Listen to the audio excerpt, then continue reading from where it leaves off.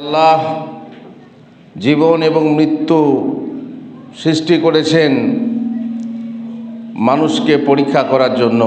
মানুষকে সৃষ্টি করেছেন আল্লাহর ইবাদতের জন্য। এমন এক সময় আসবে যে সময় মানুষকে দুনিয়া ছেড়ে চলে যেতে হবে। যে কোনো সময় রাত্রের বেলায় আমরা যখন শুই তখন বলি আল্লাহুম্মা বিসমিকা আমুতু ওয়া আহিয়া, মরণকে স্মরণ করে শুই। তারপরে রাত্রের বেলায় আমাদের চৈতন্য থাকে না, একরকম মরণ আসে, আর নৌম আখুল মৌত। তো মৃত্যুর এক ভাই আমাদের কাছে আসে। তারপরে সকালে যদি চোখ খোলে তা হয় সকাল, আর যদি চোখ না খুলে শুরু হয়ে যায় পরকাল।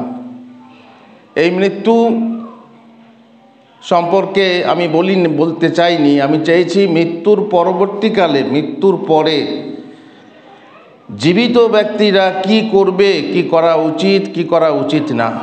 আমি চেষ্টা করব, কথা অনেক আছে, সংক্ষিপ্তভাবে আপনাদের কর্ণকুহরে দিয়ে দেব, যাতে করে বহু মশলার এই কথাগুলো আপনাদের মনে থাকে।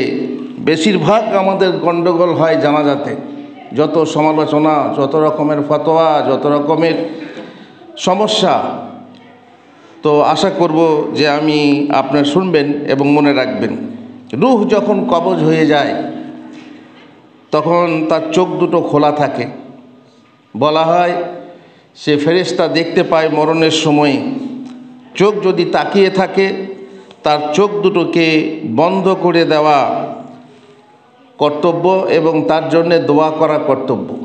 চোখ দুটো বন্ধ করে দিয়ে দোয়া করা, যেহেতু রাসূলুল্লাহ সাল্লাল্লাহু আলাইহি ওয়াসাল্লাম করেছেন। কেমন দোয়া? আরবি দোয়া জানা না থাকলেও তার মানে আপনি বলতে পারেন, আল্লাহ তুমি ওকে ক্ষমা করে দাও, সৎপথপ্রাপ্ত লোকেদের দলভুক্ত করো এবং ওকে মাফ করে দাও। আল্লাহুম্মা গফির লাহু ওয়ারহামহু, ওর মতো ভালো লোক ওর বংশে পুনঃ পুনঃ দান করো আমাদেরকে এবং ওকে মাফ করে দাও প্রভু। আর এরপর তো কবরে যাবে, কবরকে প্রশস্ত করে দাও আর তার কবরকে আলোকিত করে দাও। এটা মরণের পরপরই দোয়া, প্রত্যেকের উচিত এই সময়ে দোয়া করা। উম্মে সালামা রাদিয়াল্লাহু তাআলা আনহা বলেন, আবু সালমার নিকট উপস্থিত হলেন, তখন তার চক্ষু মৃত্যুর পর খোলা ছিল। রাসূলুল্লাহ সাল্লাল্লাহু আলাইহি ওয়াসাল্লাম তিনি তা বন্ধ করে দিলেন এবং বললেন, রূহ কবজ হয়ে গেলে চোখ তার দিকে তাকিয়ে থাকে, রূহের দিকে তাকিয়ে থাকে। নবী সাল্লাল্লাহু আলাইহি ওয়াসাল্লাম বললেন, তোমরা নিজেদের উপর বদদুয়া করো না। এই সময়ে দেখবেন মেয়েরা কত কি বলে, কত কি কথা বলে। আমার মেয়েদের সেই সময় মজলিস তৈরি হয়ে যায়, যেমন বিয়েতে তেমনি জানাজাতে। কেউ কেউ ধারণা করে যে আপনজন যদি পাশে বসে থাকে তাহলে রূহ যায় না, সরে গেলে রূহ চলে যায়। এই কুসংস্কারমূলক বহু ধারণা আমাদের মনের ভেতরে ধারণ করা আছে। অতএব এই সময়ে ভালো কথা বলো, এই সময় আজে বাজে এডিং বেডিং কথা বলো না, ভালো কথা বলো, দোয়ার কথা বলো, মঙ্গল কামনা করো। আর তোমরা যা বলো জেনে রাখো তোমাদের ওপর ফেরেশতারা আমিন আমিন বলে, অতএব দোয়া কবুল হয়ে যাবে। হে আল্লাহ, তুমি আবু সালামাকে ক্ষমা করে দাও, ওর মর্যাদা উন্নীত করো, ওকে হেদায়েত প্রাপ্তদের দলভুক্ত করো। আর বিভিন্ন দোয়া আল্লাহ নবী সাল্লাল্লাহু আলাইহি ওয়াসাল্লাম করলেন। 2 নম্বর হচ্ছে, যদি মুখ খোলা থাকে মুখটাকে বন্ধ করে দিতে হবে। দরকার হলে চিবুক ধরে মাথাতে কাপড় জড়িয়ে বেঁধে দিতে হবে। হাত পা হিলিয়ে হিলিয়ে টাইট যদি হয়ে থাকে সেটাকে ঢিলা করার চেষ্টা করতে হবে। অনিবার্য কারণে দাফনে দেরি হবে আশঙ্কা করলে লাশ ফ্রিজে রাখার ব্যবস্থা করতে হবে। যেমন মরি ঘরেগুলো হয়, আমাদের সৌদিয়া থেকে বহু ভাইরা এখান থেকে কাজ করতে গিয়ে যদি মারা যায় তাদের লাশকে ফ্রিজে রাখা হয় যতক্ষণ না সরকারি কাগজপত্র তৈরি হয়। একটি চাদর বা কাঁথা দ্বারা তার সর্বশরীর ঢেকে দিতে হবে। মা আয়েশা রাদিয়াল্লাহু তাআলা আনহা বলেন, আল্লাহ রাসূল সাল্লাল্লাহু আলাইহি ওয়াসাল্লাম যখন ইন্তেকাল করলেন তখন তাকে চেক কাটা ইয়ামানি চাদর দিয়ে ঢেকে দেওয়া হয়েছিল। তবে মৃত ব্যক্তি হজ করতে গিয়ে এহরাম বাঁধা অবস্থায় যদি মারা যায় উমরা করতে গিয়ে, তাহলে তার চেহারা ও মাথা ঢাকা হবে না, খোলা রাখা অবস্থায় তাকে দাফন করতে হবে। অতি সত্বর তার কাফন দাফনের ব্যবস্থা করবে এবং এতে মোটেই বিলম্ব করবে না। আমরা অনেক সময় দেরি করি, খামখা দেরি করি, জানা যায় লোক বেশি হবে তার জন্য দেরি করি না। যত তাড়াতাড়ি সম্ভব লাশ দাফন করতে হবে, যেহেতু নবী সাল্লাল্লাহু আলাইহি ওয়াসাল্লাম বলেন তোমরা জানাজার কার্য শীঘ্র সমাধা করো, এর জন্য দেরি করো না। আবার লাশ জানাজার যেখানে পড়া হবে সেখানে নিয়ে গিয়ে লাশকে পেছনে রেখে নসিহত করছেন, নসিহত, আর তাতে সময় ব্যয় করছেন, সুন্নাহর খেলাপ করছেন। এখানে নসিহত নেই, প্রয়োজনীয় কথা বলা যায় কিন্তু নসিহত এখানে নয়। যে সুন্নাত সেটা হচ্ছে এই লাশটা জানাজা তাড়াতাড়ি পড়ো, তাড়াতাড়ি দাফন করো। সুতরাং এই সুন্নাতের খেলাপ বহু জায়গাতে দেখা যাচ্ছে। যে শহর বা গ্রামে মৃত্যু ঘটেছে সেই শহর বা গ্রামেই লাশ দাফন করতে হবে, অন্য কোনো স্থানে বহন করা যাবে না অপ্রয়োজনে। যদি প্রয়োজন পড়ে সেটা আলাদা করা, সে প্রয়োজনে লাশ, যেমন সৌদি আরব থেকে এখানে আসছে, শহর থেকে কলকাতা থেকে এখানে আসছে, এসে গ্রামের মাটিতে দাফন করা হচ্ছে, সেই ক্ষেত্রে ডবল জানাজা পড়া যাবে। কলকাতায় মৃত্যু হলো, কলকাতার লোকের কাফন টাফন পরিয়ে, গোসল দিয়ে কাফন পরিয়ে সেখানে জানাজা পড়ে দেলোরাতে পাঠিয়ে দিল, দেলোরাতে এসে আবার দেলোরার লোকেরা জানাজা পড়বে, তারপরে দাফন করবে, এতে কোনো সমস্যা নেই। কোনো মর্যাদাপূর্ণ বা তথাকথিত শরীফ স্থানে দাফন করার ওসিয়ত মৃত ব্যক্তি করে থাকলে তো মানা উচিত নয়। ওগো আমাকে অমুক জায়গাতে, আমার মাটি যেন বাগদাদে হয়, আমার মাটি যেন মদিনায় হয়, আমার মাটি যেন এখানে কোনো পবিত্র জায়গা যাদের আছে মনে করে সেখানে হয়, কারণ এতে ওসিয়ত বাতিল, এতে কোনো লাভও হয় না। আর সেখানে দাফন করলে মৃতের কোনো লাভ হয় না, এটা যুক্তিযুক্তও নয়। সেখানে দাফন করলে তার আমল ঠিক না, তার আকীদা ঠিক না। আর যদি কাবা ঘরের ভিতরেও দাফন করা হয় কোনো কাজে দেবে না। লাশের কোনো প্রকার ক্ষতির আশঙ্কা থাকলে, যেমন সেটাই দাফন করলে তার কবর বা লাশের ওপর অত্যাচার হতে পারে, তার বিবাদ, হটকারিতা বা কুপ্রবৃত্তি বসে কেউ লাশের মর্যাদার হানি করতে পারে, এমন ভয় হলে নিরাপদ স্থানে বহন করে দাফন করা ওয়াজিব। যেখানে মরেছে সেখানে না রেখে যেখানে নিরাপদ হবে কবর সেখানে আপনি দাফন করবেন। কেউ বিদেশে মারা গেলে তার আত্মীয় পরিজনের দর্শন আশা পূরণ করার জন্য জিয়ারত সুবিধা লাভের উদ্দেশ্যে স্বদেশে বহন করে দাফন করা প্রয়োজন। যেমন আগেই বলা হলো, সত্তর তার বকেয়া ঋণ পরিশোধ করতে হবে। ভয়ানক জিনিস ঋণ। মানুষ ঋণকে সহজ মনে করে, মানুষের ঋণ নিয়ে নিজের বিলাসিতা করছে, আর ঋণ পরিশোধ করতে কোনো রকম খেয়াল করা হচ্ছে না, ভাবছে খুব সহজ জিনিস, ও মাফ করে দেবে। সবাই বলবে তো ওগো মাফ করে দাও, ঋণ টিন থাকবে না, ঋণ মাফ হবে না। তুমি যদি অবজ্ঞা অবহেলা করে ঋণ রেখে মারা যাচ্ছ, জান্নাতি হলেও তোমাকে জান্নাতের পথে আটকে রাখা হবে, জান্নাতে ঢুকতে দেওয়া হবে না যতক্ষণ না তোমার ঋণ তোমার ওয়ারিসিনরা পরিশোধ করেছে। অতএব তাড়াতাড়ি পরিশোধ করার ব্যবস্থা করতে হবে। আর তারপর ঋণ পরিশোধ করার পর যদি মাল বাঁচে ওয়ারিসিনরা ভাগ করে নেবে। আর এই কাজ অবশ্যই করতে হবে, তার কারণ লাশ আটকে থাকবে। আর সাদ বিন আতওয়াল বলেন, তার ভাই মাত্র 300 দিরহাম রেখে মারা যান আর ছেড়ে যান সন্তান সন্ততিও। আমার ইচ্ছা ছিল ওই দিরহামগুলো আমি তার পরিবারের উপর খরচ করি, কিন্তু নবী সাল্লাল্লাহু আলাইহি সাল্লাম আমাকে বললেন, তোমার ভাই তো ঋণ জালে আবদ্ধ, ঋণ মাথার পিন, সুতরাং তুমি গিয়ে আগে তার ঋণ শোধ করো। তোমার ভাইপো ভাতিজা থাকলে তারা পাবে, আগে ঋণ পরিশোধ করো। ঋণ পরিশোধ হওয়া পর্যন্ত মৃত ব্যক্তির জান্নাত প্রবেশে সে প্রতিবন্ধী হয়ে থাকবে। সুতরাং আত্মীয় স্বজন বা উপস্থিত ব্যক্তিরা মাইয়েতের চেহারা খুলে দেখতে এসেছে, লাশ দেখবে, চেহারা খুলে দেখতে সমস্যা নেই। যদি কেউ উপযুক্ত লোক হয় তাহলে চুম্বন দিতে পারে। বাবা মাকে মৃত হওয়ার পরেও চুম্বন দেওয়া যায়, দাদা দাদি নানা নানি তাদের লাশের চুম্বন দেওয়া যায়। কোনো বড় আলেম তার কপালে চুম্বন দেওয়া যায়। আর কান্নাকাটি করা চলবে না। কান্নাকাটি বলতে কেমন কান্না, যে মাতম করে কান্না, ও আমার পাহাড় গো, ও আমার অমুক গো, ও আমার তমুক গো, না। চোখের পানি বইছে, সমস্যা নেই, এ পানি কেউ ধরে রাখতে পারবে না, এর রহমত। আর শোক পালন করে এতদিন অতদিন পুরনো কাপড়, ফাটাছাড়া কাপড় পরে থাকবে, কালো কাপড় পরে থাকবে, এসব না।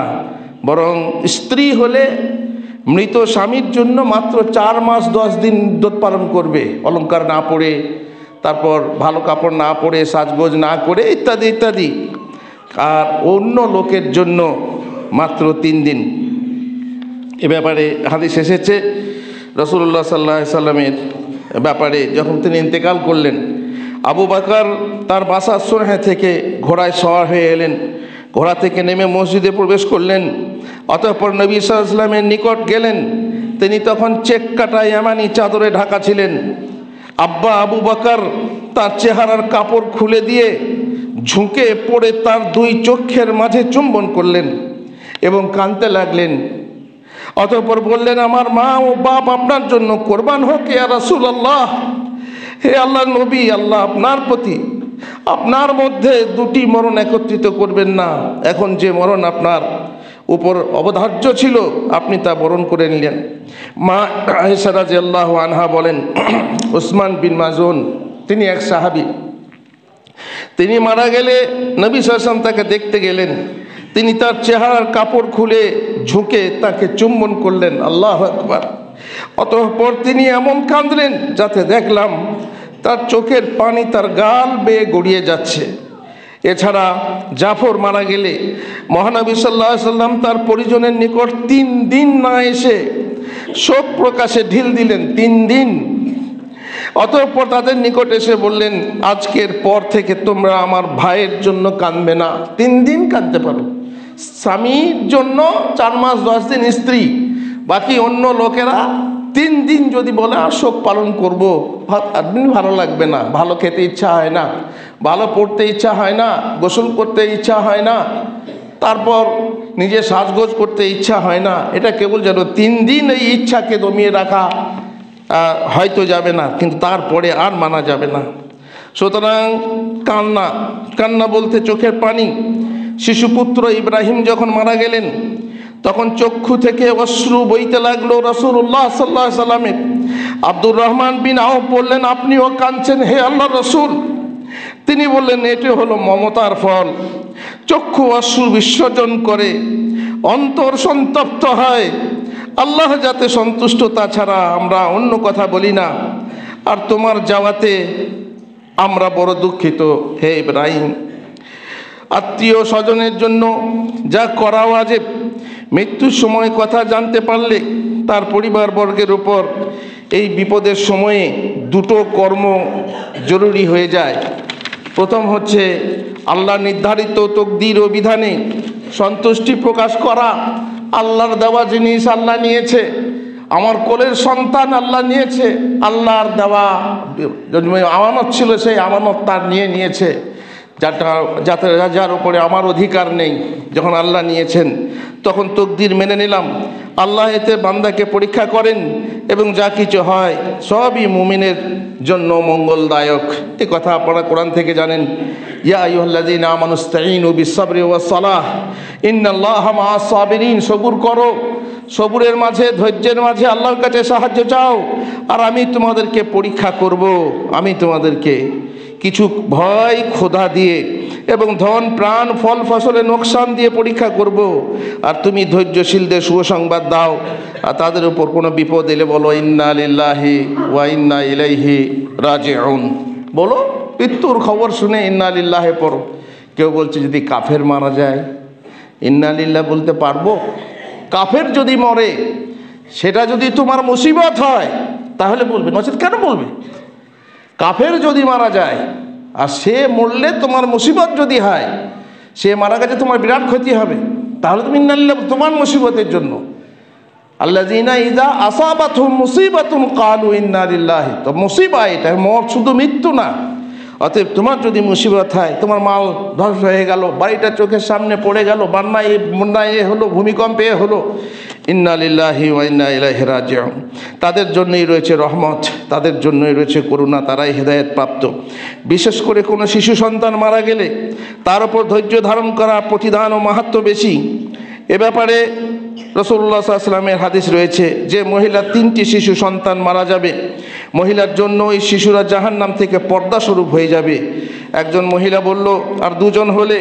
তিনি বললেন, দুজন হলেও এই বিপদের সময়ে মৃত্যু, দুজন হলেও আর একজন হলেও সেই ছেলে কাল কিয়ামতের দিনে সুপারিশ করবে মা বাপের জন্য।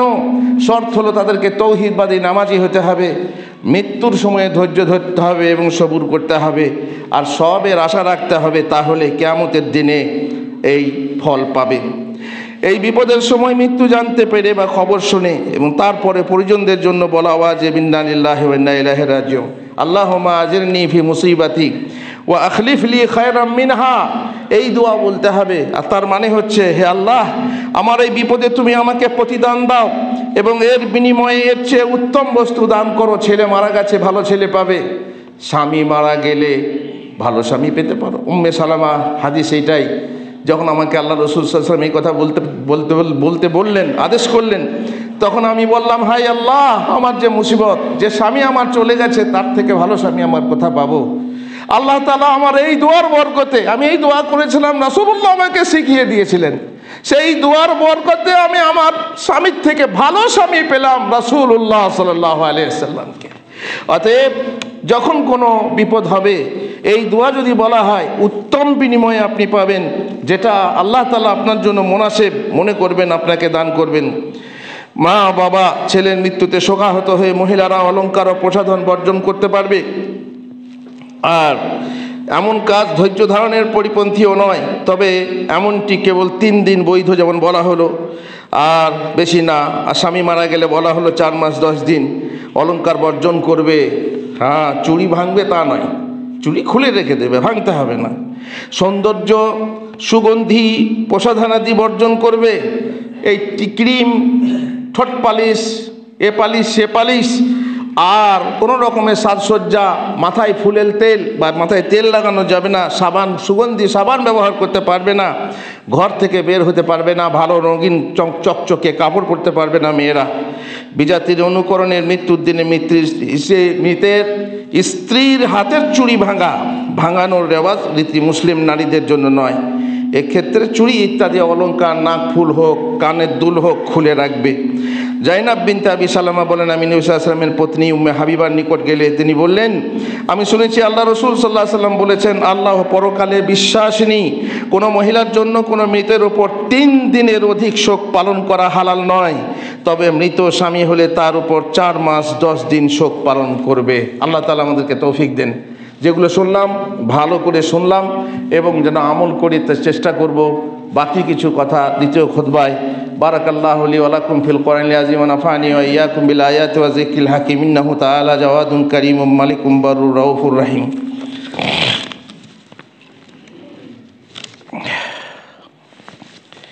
আলহামদুলিল্লাহ ওয়াসসালাতু ওয়াসসালামু আলা রাসূলিল্লাহ ওয়া আলা আলিহি ওয়া সাহবিহি আজমাইন। আত্মীয় মারা গেলে আত্মীয়র জন্য যা হারাম, প্রথম হচ্ছে মাতম করে কান্না করা, উচ্চরোলে কান্না করা, চিৎকার করে গাল নোচা, কাপড় ছেঁড়া, চুল ছেঁড়া, বুকে থাপড় মারা, ইনিয়ে বিনিয়ে রোদন করা, মাইয়েতের অতিরিক্ত প্রশংসা করা, ও আমার 7 কোদালের মুনিশ গো, ও আমার 7 রাজার ধন গো, ইত্যাদি ইত্যাদি নানা রকম। বেশিরভাগ আপনার শিয়াদেরকে দেখবেন, তারা হাই হোসেনা করে কিভাবে মাতম করছে। এগুলো জাহিলি যুগের আমল। মুসলমান মেয়েদের জন্য, ছেলেদের জন্য, কারোর জন্য বৈধ নয়। রাসূলুল্লাহ সাল্লাল্লাহু আলাইহি ওয়াসাল্লাম বলেছেন, মাতমকারিণী নারী যদি তার মরণের আগে তওবা না করে মারা যায়, তাহলে তাকে কিয়ামতের দিন দাহ্য আলকাতরার পায়জামা এবং 5 রাময় জামা পরিয়ে দাঁড় করানো হবে। অতএব খুব সাবধান। আর শব্দহীনভাবে গুপ্ত কান্না, যেমন আগেই বললাম, চোখ দিয়ে পানি বয়ে যাচ্ছে, এটা কেউ পারবে না বাধা দিতে। 2 নম্বর হচ্ছে শোকে ভেঙে পড়ে মাথা ন্যাড়া করা ফেলা হারাম, যেমন ওরা ন্যাড়া করা যাবে না, আমাদের এতে নেই। মহানবী সাল্লাল্লাহু আলাইহি ওয়াসাল্লাম মহিলা থেকে সম্পর্ক ছিন্ন করার কথা ঘোষণা করেছেন, যে তার কেউ মারা গেলে উচ্চস্বরে কান্না করে, নিজের মাথা ন্যাড়া করে আর মাথা ন্যাড়া করে ফেলে, কাপড় ছেড়ে ইত্যাদি, সম্পর্ক নেই রাসূলুল্লাহ সাল্লাল্লাহু আলাইহি ওয়াসাল্লামের সাথে তার। 3 নম্বর হচ্ছে মহিলাদের আলুলায়িত কেশদাম ছড়িয়ে রাখা, বাস ছড়িয়ে রেখে দিল, মারা গেছে, কেউ মারা গেছে, চুল ছড়িয়ে রেখে দিল, চুলটা বাঁধবেও না, না, এত কিছু করতে হবে না, তো বাড়াবাড়ি হয়ে গেল।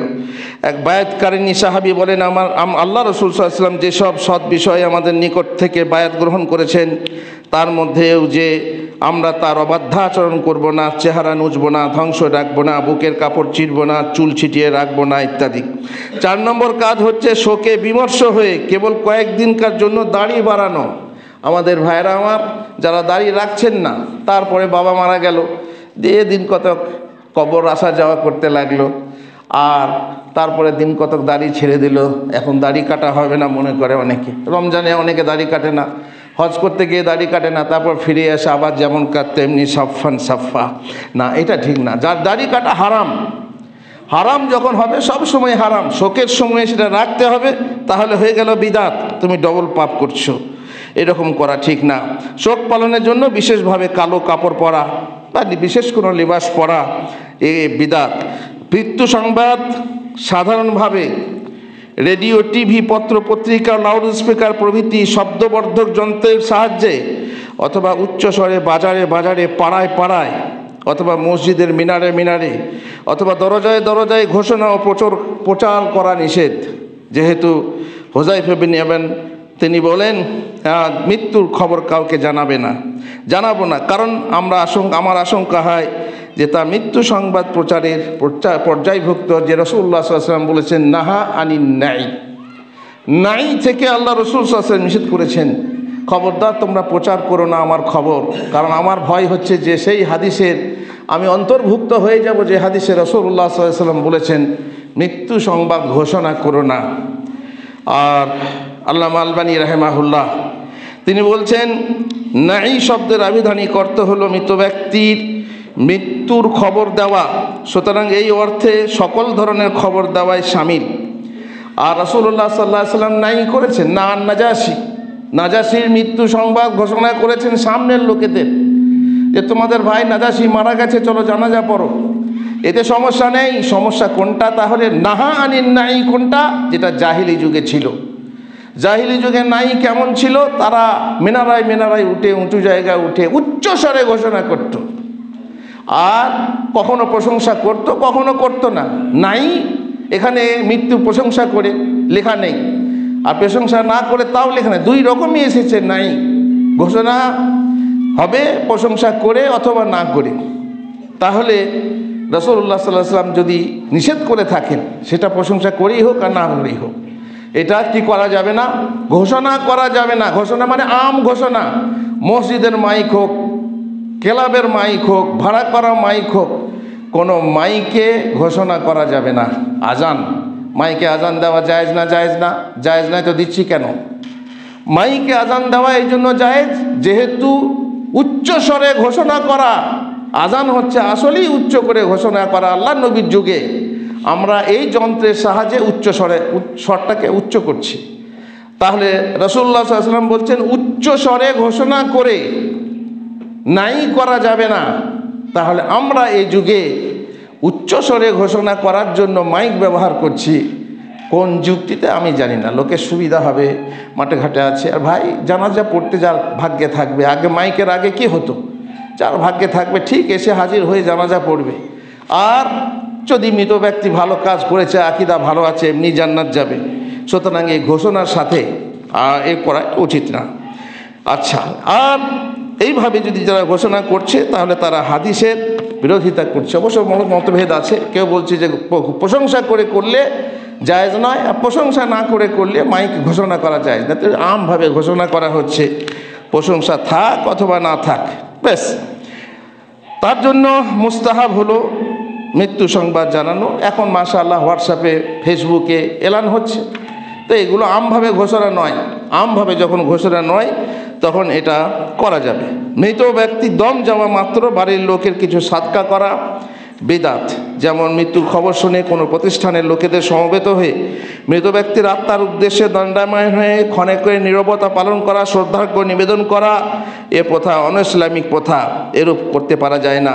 যে স্থানে দম যায় সেই স্থানে কয়েকদিন ধরে রূহ ঘোরাফেরা করে, যাতায়াত করে, অপমরণের রূহ ভটকে বেড়ায়, এসব ধারণা হচ্ছে অমুসলিমদের।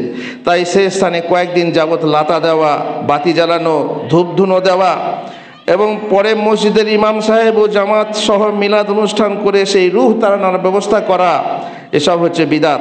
জান কবজ হওয়ার সময় বাড়িতে যে পানি বা পাকানো খাবার ছিল তা ফেলে দেওয়া, ঝাড়বাতি অথবা প্রভৃতি সৌন্দর্যের জিনিস ঢেকে ফেলা, এসব হচ্ছে, এতে মুর্দার কোনো লাভও হয় না, এগুলো সব বিদাত। সুতরাং এমন নামাজ খণ্ডন, কেউ যদি বেনামাজি থেকে মারা গেছে অথবা নামাজ কাজা রেখে মারা গেছে, তার খণ্ডনের জন্য কাফারা আদায় করা, ওই চাল টাকা দিয়ে গরিবদেরকে দেওয়া, এসব হচ্ছে বিদাত। নামাজের কাফারা হলো আদায় করা, এছাড়া কোনো কাফারা নেই। এবার চলুন শেষ যেটা, মরাবাড়ির ভোজ। মরাবাড়িতে ভোজ করা হয়। জারির বিন আবদুল্লাহ বাজারি রাদিয়াল্লাহু আনহু বলেন, দাফনের পর মরাবাড়িতে খানা ও ভোজের আয়োজনকে এবং লোকদের জামায়াত হওয়াকে আমরা জাহেলিয়াতের মাতম হিসাবে গণ্য করতাম, যা ইসলামে বৈধ নয়। আবদুল্লাহ বিন জাফর বলেন, জাফর শহীদ হওয়ার পর যখন তার সে খবর পৌঁছলো, তখন নবী সাল্লাল্লাহু আলাইহি সাল্লাম বললেন, ইসনাউ লি আলি জাফর তাআমান ফা ইন্নাহু কাদ আতাহুম আমরুন শাগালাহুম। জাফরের পরিজনের জন্য তোমরা খানা প্রস্তুত করো, কারণ ওদের নিকট হতে খবর পৌঁছেছে যা ওদেরকে বিভোর করে রাখবে। সুতরাং মরাবাড়ির লোকের উচিত হলো সাদা মাঠা রান্না করে খাওয়া এবং মেহমানদেরকে খাওয়ানো। সেদিনে নাকি 3 দিন চুলা বন্ধ রাখতে হয় না। যদি কেউ খেতে না দেয় তো খেতে হবে, না খেয়ে মরবে? রান্না চলবে, কিন্তু যেটা সুন্নাত সেটা হচ্ছে অন্য বাড়ি থেকে তোমার বাড়িতে খাবার আসবে, যেমন জাফরের জন্য বলা হলো। সুতরাং ভোজ করা যাবে না। মরা বাড়ি থেকে যদি বাইরে কোনো ব্যবস্থা না থাকে, মরা বাড়ির লোককে যদি খাওয়াতে হয়, গরু জবাই করে দিলাম, বড় লোক কাছি গরু জবাই করে দিলাম, খাসি জবাই করে দিলাম, মাছ ধরলাম। আজকাল আবার কোনো জায়গাতে বিরিয়ানি হচ্ছে, শুনেছেন? এই খবরটা দিলাম, আমি ভুল করলাম, বিরিয়ানির গন্ধে বা আপনারাই বা একদিন ছুটবেন। বিরিয়ানি হচ্ছে, বাপ মারা গেছে বিরিয়ানি, বাপ রেখে গেছে, তুমি এত খরচ করতে পারবে না। কেউ আবার ফুসকুড়ি দেয়, মানে চুলকানি হচ্ছে, চুলকানি সৃষ্টি করে দেয় যে তোকে খরচ করতে হবে না। তবে আত্মীয় বা প্রতিবেশী উচিত হলো খাবার তৈরি করে মরা বাড়িতে পাঠানো। আত্মীয় বা প্রতিবেশী কেউ যদি তা না করে, চাচাতো ভাইরা কেউ করলো না, প্রতিবেশীর কেউ করলো না, জামাতের লোকে তখন যদি চাঁদা তুলে করে, তাহলে আমি বলি নেই, আমাদের এখানকার আলেমরা যারা আগে ছিলেন তারা বলে গেছেন করা যাবে, কিন্তু ওই সীমা পর্যন্ত। যেহেতু খাবার তৈরি করে পাঠানোর নির্দেশ রয়েছে শরীয়তে।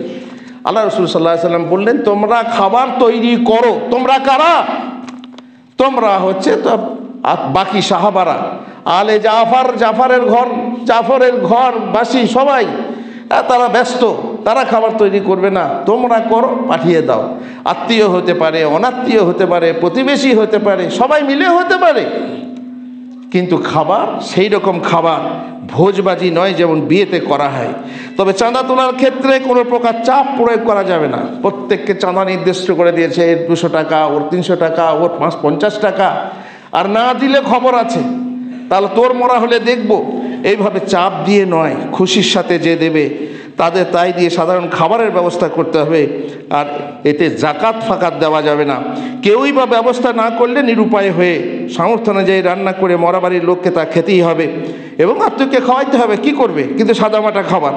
আর যারা মেহমান আসবেন তাদের নিয়ত যেন খানা না হয়, চল গরু পড়েছে এক পাত খেয়ে আসি, বাইক নিয়ে এসেছে নিপতি গ্রাম থেকে, এখানে দেলোড়াতে মরেছে, পাত পেতে খেয়ে গিয়ে বাড়িতে দেখছে এখনো বউ খায়নি, বাপ কেউ খায়নি। কেন? বাইক নিয়ে এলে সেই 2-3 মিনিট কি 5 মিনিটের পথ গিয়ে বাড়িতে খেতে পারো না? যখন তুমি বর্ধমান যাও, তখন তুমি বোলপুর যাও, তখন কি করে খাও, কি করে? কিন্তু না, মরা বাড়িতে এসেছি, সেখানে ভোজ হচ্ছে, খাবো। খবরদার না, প্রয়োজন না হলে খাবে না, বাড়ি ফিরে গিয়ে তুমি খেতে পারবে। অতএব যদি দরকার হয় আলাদা কথা, যে আমার রাত হয়ে যাবে বাড়ি ফিরতে, কিংবা আজকে থাকতে হবে, সেক্ষেত্রে তুমি পেটকে রাখবে কোথায়? তোমার জন্য খাওয়া যায়। তাছাড়া এভাবে ভাগ বসানো স্থানীয় লোকের অথবা যারা বাড়ি ফিরে খেতে পারবেন তাদের এই খাবারে ভাগ বসানো উচিত নয়, কারণ তাতেই ভোজের আকার ধারণ করে, আর ভোজের গন্ধেই লোক সংখ্যা বাড়ে। আর সুতরাং যাদের না খেলে উপায় নেই, কেবল তারাই খাবেন, যেহেতু এটা খুশির খানা নয়। যারা কর্মী তারা ঘরের খেয়ে দাফন ও রান্নার কর্ম আল্লাহর ওয়াস্তে করবে। কর্মী বলছে আমি কর্মী, আমি খাবো। তোমার কর্মী, তোমার হক হয় না। এটা মুসিবতের সময়, তুমি ঘরে খাও নিয়ে রান্না করে দাও, মেহমানদের দেখাশোনা করো, তা নয়, কিন্তু তারাও খেতে লাগে। 100টা মেহমান, আর কোনো কোনো সময়ে দেখা যায় তার কর্মী হয়ে গেছে 50টা। তারা 50টা লোক খেলো, চাঁদা করার টাকা তুমি তোমার কর্মী হয়ে একটা জাল ঠেলে দিলে, একটা কাঠ তুলে দিলে, আর সেই ওসিলায় তুমি খেতে থাকলে। এটা কিন্তু তোমারও উচিত না। জানাজা পড়ার সময় খানার দাওয়াত দেওয়া হচ্ছে, আপনারা খেয়ে যাবেন।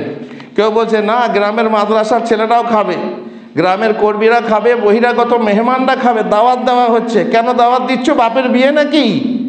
তো বলছে না মারলে খাবে না। না খেলে তো না খেলো। সে জানাজার সওয়াব নিতে এসেছে, 2টো কেরাত সওয়াব, 2টো বহুত পাহাড়ের সমান সওয়াব নিতে এসেছে। এক মুঠো ভাত পেলো আর না পেলো, সে তো ঘরে গিয়ে খাবে, কিছু তো খাবার খেতে আসেনি। রাগ করলে বয়ে যাবে, তোমার কোনো কিছু হবে না। তবু এই দাওয়াত প্রথাটা খুবই খারাপ জিনিস। দাওয়াত না দিলে হয়তো কেউ খাবে না, রাগ করবে, তা করুক, যেহেতু এটা খুশির অনুষ্ঠান নয়, এটা মুসিবত। যার প্রয়োজন হবে সে খেয়ে যাবে, নচেত না। কিন্তু এসব কি পালন হবে? মনে হয় না। সুতরাং খারাপের দিকে এগিয়ে যাওয়া পথ বন্ধ হওয়াই ভালো, এটা আমার মত। যে খারাপের দিকে দিন দিন বিরিয়ানি যখন তৈরি হতে লেগেছে, ভোজ যখন হতে লেগেছে, গরু জবাই, বাপ মরে গেল, ঘর থেকে গরু জবাই করে দিল, কারো তোয়াক্কা নেই, কেউ দেবে না দেবে, খারাপের দিকে আগাচ্ছে। সুতরাং এই পথটাকে বন্ধ করা দরকার। আল্লাহ আমাদেরকে তৌফিক দেন, আল্লাহ আমাদেরকে হেদায়েত দেন। আল্লাহুম্মা সাল্লি আলা মুহাম্মদ ওয়া আলা আলি মুহাম্মদ কামা সাল্লাইতা আলা ইব্রাহিমা ওয়া আলা আলি ইব্রাহিম ইন্নাকা হামিদুম মাজিদ। আল্লাহুম্মা বারিক আলা মুহাম্মদ ওয়া আলা আলি মুহাম্মদ কামা বারাকতা আলা ইব্রাহিমা ওয়া আলা আলি ইব্রাহিমা ইন্নাকা হামিদুম মাজিদ। রব্বানা আতিনা ফিদ দুনিয়া হাসানা ওয়া ফিল আখিরাতি হাসানা ওয়া কিনা আযাবান নার। আল্লাহ গো, আমরা চাষ নির্ভর বান্দা, আল্লাহ তুমি আমাদের চাষে বরকত দাও, ফল